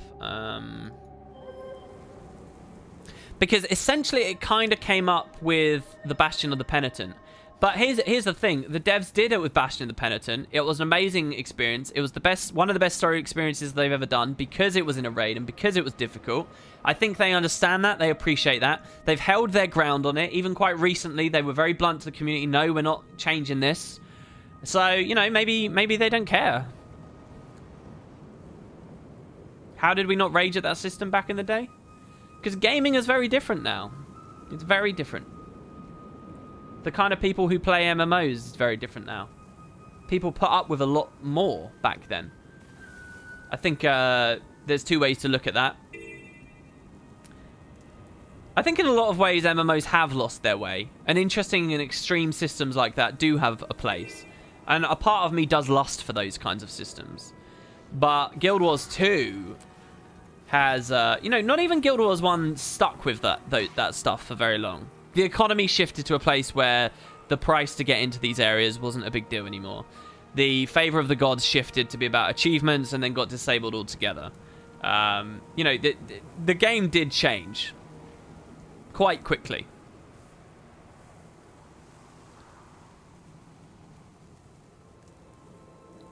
But I think there's a certain kind of MMO that could have a lot of success playing with that. Sort of the Dark Souls of MMOs is waiting to be born, in my opinion. Do you get what I mean? How Dark Souls looked at some of that like brutal, kind of unforgiving gameplay experiences and found a way to celebrate it and found a way to make it fun and found a way to make it work even in today's markets, but ultimately does not deviate too much from that base philosophy of being a brutal, unforgiving game, and it was successful for it. I think that product could exist for the world of MMOs, and I think a lot of people are crying for it as well. Actually, it's just waiting to be made. WildStar, to an extent, I think WildStar was going for that to an extent. I mean, and therein is a great example of the actual problem. MMOs are just so big with so many things that you mess them up. You mess up even little bits, and the whole thing comes tumbling down. Like, I think a lot of people look at WildStar and they say, "Oh, it failed because it never catered to the casuals. It failed because it, you know, this kind of MMO just doesn't work anymore fundamentally." But I think they're actually wrong to do that. And if you really, if you go to like our WildStar, or if you dig deep into comment chains, sorry, I still have Twitter up, let me turn that up. You dig deep into comment chains about WildStar and get to the point where actual players of WildStar, who eventually got burnt out and left, are there, you know, who are long-term players. You'll find that a lot of them talk about the dooming and the damning of that game. It's actually more specific details about the way that they did things in their patches and the way they handled certain stuff. And it's not that at its core, that kind of MMO is unworkable. It was the direction that some of the patches took. And I think that more often than not, that's actually... It's just those aren't easy to describe to broader audiences who never played because, you know, you lose all context. It's hard to have context for an MMO that you don't play. Did I try Renegade yet, Kappa? I'm doing it right now.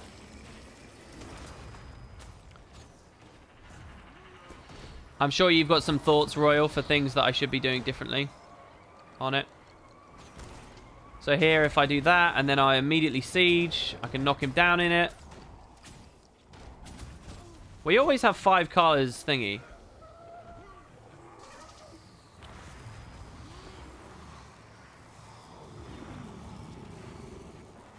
It's interesting.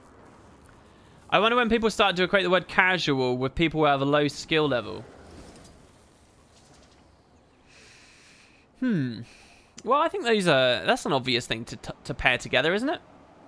If you play a game casually, you're gonna be less skilled at it. What's the story behind why that comment's there? What do you mean? MMOs fail because they're new, because people stick to Guild Wars or WoW because they've started back in the age of MMOs. I mean, it's a big topic. There's, you know, again, fundamentally just the idea MMO as a genre, what that actually means is kind of more and more dilute as time goes by. And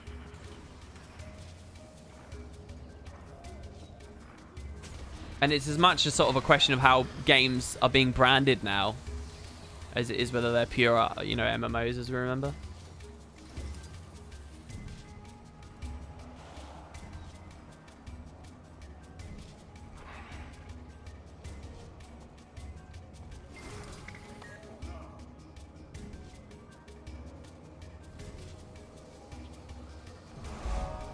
All right, that's another one.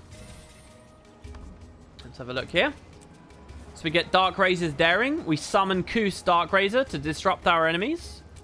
So, do we get any great interrupt synergy? Now, Path of Fire did add those badass new sigils. What are they called? Sigil of Incapacitation, maybe? Or something. They've added some new sigils that give loads of ferocity and loads of precision on interrupt.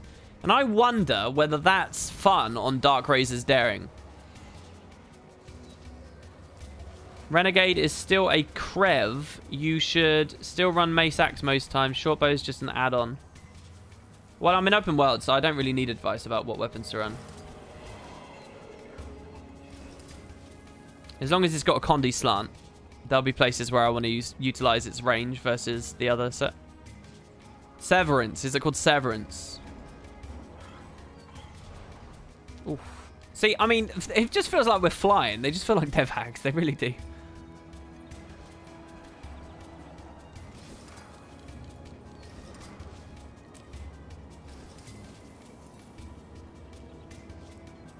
Aloda said, have I heard that I can ban my mounts to keys? You know what's funny, right? You know I did that video showing off everyone's comments. And it was a lot of comments. Like, a lot of comments. That was still... when I did that, that still paled in comparison to here, Twitch. You guys, watching me right now. The thin slice of you all that come to tune in on these. In addition to watching the videos. You guys dwarfed the YouTube comments by like... 9-1. I just couldn't be bothered to go look through VODs and snapshot all of those. Besides, they would have just been repeats of the same basic thing. I know now I'm being trolled, but I thought I'd point that out as well, Twitch. You had the bigger market share. Or did you know you combined your mounts to hotkeys comments? So someone was pointing out an area in the River Ellen, the lands that I haven't been to yet. I'm going to go there and see if that person's still in chat. But I think they were talking about a bandit cave. Right at the start of the stream, we were talking about that. I still think instance challenging content would benefit from the fractal tier treatment to allow more accessibility for player base, and with added difficulty with each tier and the satisfying players of different skill levels. But that might be too much work for raids and the like, so it's not going to happen. Yeah, and I mean, we've talked about that before. I actually disagree with what you're saying. I understand with what you just said. But yeah, especially when we get into discussions of, oh, it would actually take time to implement. I'd rather they just get some content out, full stop, to be honest, right now.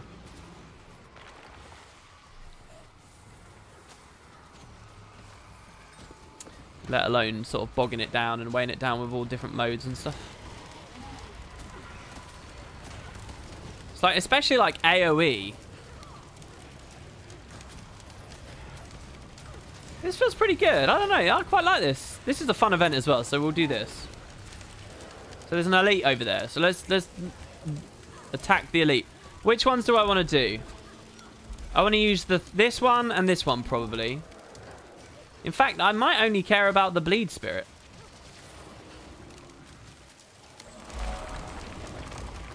The sepulcher.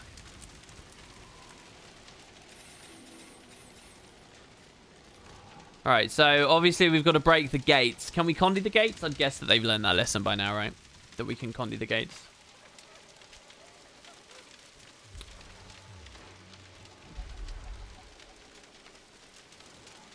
People were talking about Destiny up there. It was a co-op loot shooter with a visual lobby. The actual game was really almost no different to Borderlands. Yeah, I didn't play much of it, but I got that impression.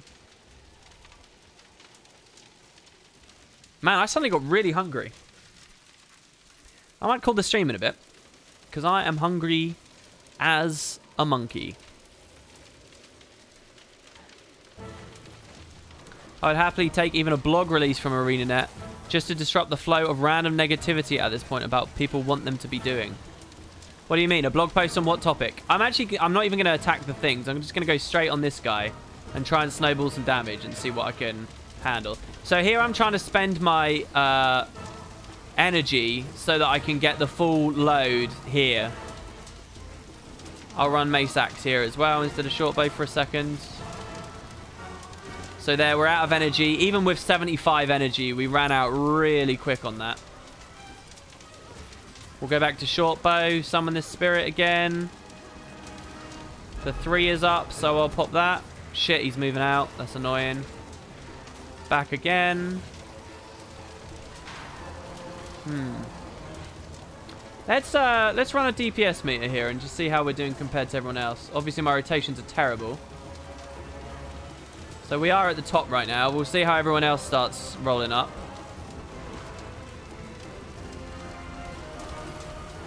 We'll bombard him. Oh, come on. No, I wanted to...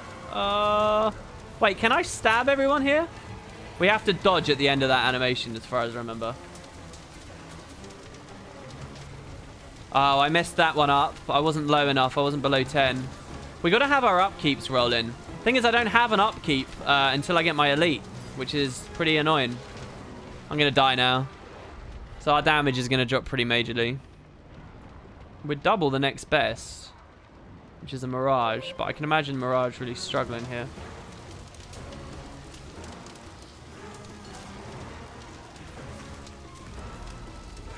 So we'll swap there. Siege.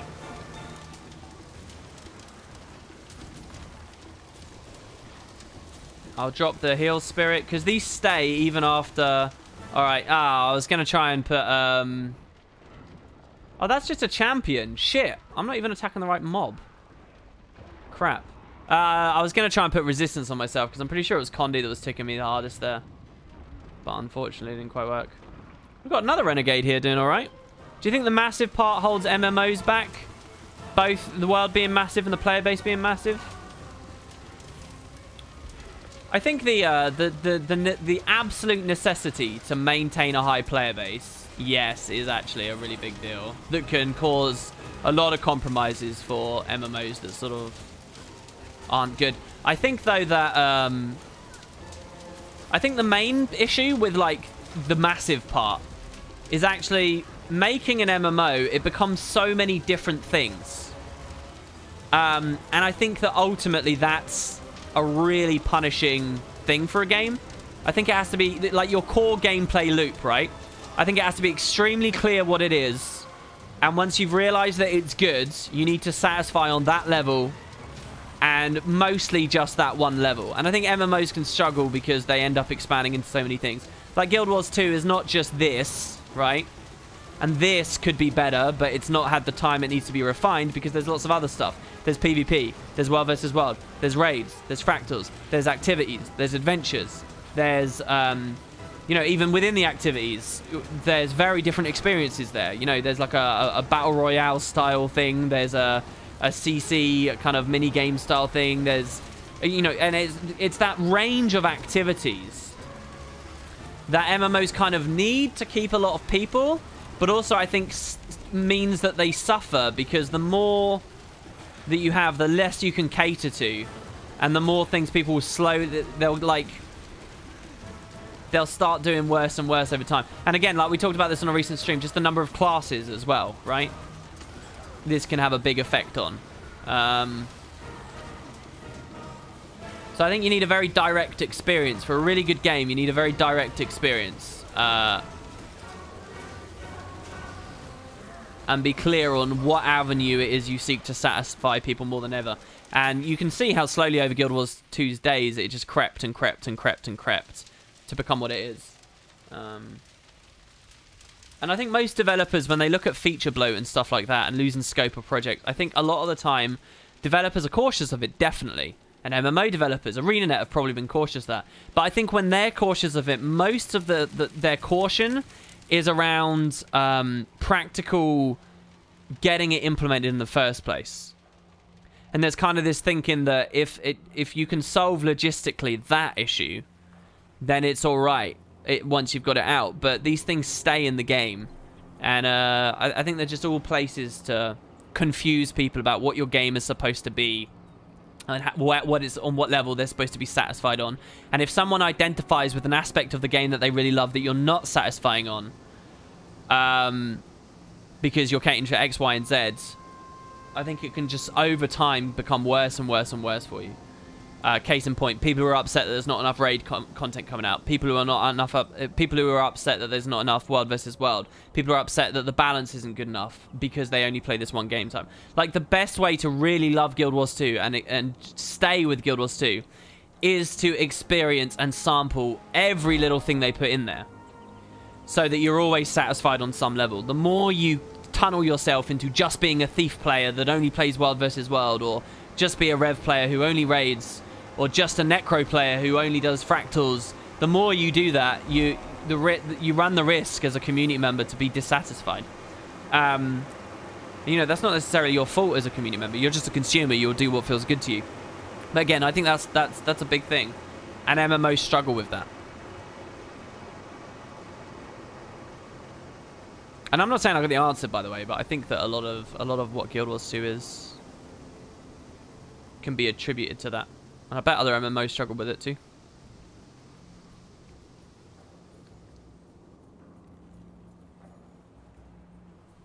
I also think, to put something very bluntly, if we're talking about like core gameplay loops, and I think another big thing with Guild Wars 2 is that kind of regular. It's too fast. Everything happens so fast in this game that they run through all the new content they put in way too quickly, which I think's always punished this game. But is a natural consequence of trying to be so friendly with accessibility of stuff. See, I believe someone was telling me about this place. I have indeed been to this place before. World vs. World in North America will be temporarily disabled in 10 minutes for a brief server update. Susan? I have never in my time playing Guild Wars seen a GM or whatever mark their name there. Susan, who are you? Who's the mysterious Susan? Ooh, Susan. Wow. Susan is back. Thanks, Susan Loveheart. Does Susan have a wiki page? The mystery of Susan.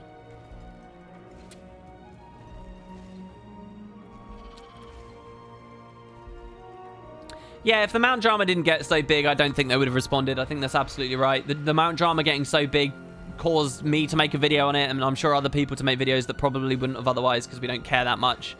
So it did cause things, but there's a question of, yeah, they responded, but what does it practically change about the game? I mean, again, I was cynical much would change in the first place, so Mo's response is not much of a slap in the face to me. It's sort of par for the course. I saw a GM in game once. He was AFK. I don't think I've ever seen a GM. Oh, really? They have, like, different colored chat and stuff, don't they? I think I've seen more GMs in my time in 2007/2008 playing RuneScape than I have in all 7 years, or 11 years, actually, playing Guild Wars.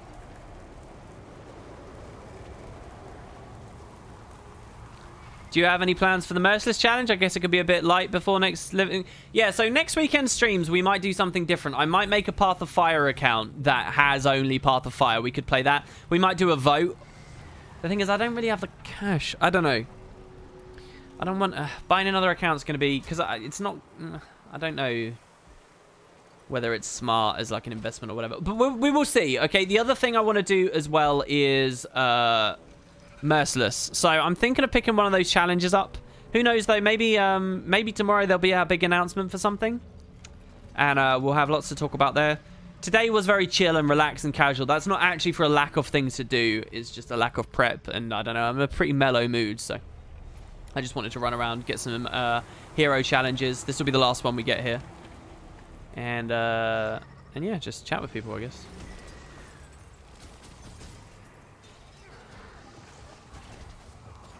Man, hitting that 75 is quite the onion bargy. See, and here there we go, we got it that time.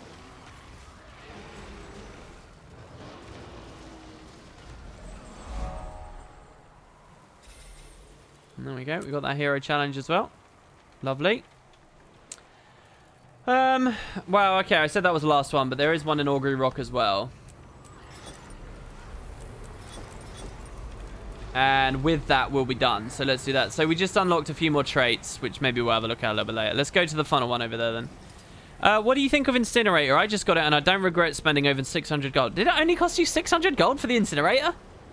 Wow. I think it's really cool. It was the first legendary I ever got. And I have a special connection with it for that reason. Oh, can I not get this? That's not actually Augury Rock, is it? No, so I can't get that. That's fine. I think I remember where that is. Yeah, I think it's a cool legendary, man. Congratulations. I imagine WP. I don't often buy video games, but when I do, it's another account of Guild Wars 2. I know, right? Like, that's the other thing. I've got quite a few accounts already. Well, this would be my third main one. See, the way I would rationalize it is, oh, it's for the streams, but I mean, would it actually bump viewership / donation rate / sub rate for the streams? Actually, probably not. If I'm being genuinely honest, the reason I'd be getting that is just because I'd be interested in what it's like to play the game. So then does the knowledge I learn from this make me a more informed Guild Wars 2 YouTuber and thus have more respectable opinions and sustain an audience? So it is worth the investment. I don't know what the fuck. So I don't know. Maybe we'll do it. Or maybe we'll do Merciless.